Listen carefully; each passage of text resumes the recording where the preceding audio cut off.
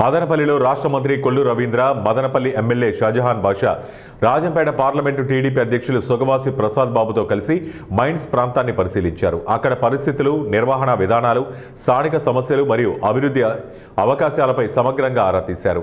అనంతరం నిర్వహించిన మీడియా సమావేశంలో ప్రజా ప్రయోజనాల పరిరక్షణ, పారదర్శక పాలన, సహజ వనరుల సద్వినియోగం మరియు ప్రాంతీయ అభివృద్ధిపై తమ అభిప్రాయాలను వెల్లడించారు. ప్రజల సంక్షేమమే ప్రభుత్వ ప్రధాన లక్ష్యమని, అభివృద్ధి ఫలాలు ప్రతి కుటుంబానికి చేరేలా కూటమి ప్రభుత్వం కట్టుబడి పనిచేస్తోందని తెలిపారు. అలాగే లైమ్ స్టోన్, ఐరన్ ఓర్ ఈ మదనపల్లి జిల్లాల్లో రాయచోటు ఈ పక్కన ఎక్కువ ఉన్నాయి. అట్లాగే ఇస్కాన్ వైట్ కానీ, కలర్ గ్రానైట్ కానీ, మరి ఇప్పుడు అవన్నీ కూడా పరిశీలించాం. అలాగే బిల్డింగ్ మెటీరియల్కి సంబంధించి కూడా ఎక్కువ ఉన్నాయి, గ్రావెల్ కానీ ఇలాంటివి కూడా ఉన్నాయి. దాన్ని కూడా మరి ఇవాళ మార్కెట్ కానీ, ఎందుకనే వడ్డీర సోదరులకు కూడా 33% రిజర్వేషన్ ఇచ్చి వడ్డీర సోదరులకు కూడా ఫైనాన్షియల్గా, ఎందుకంటే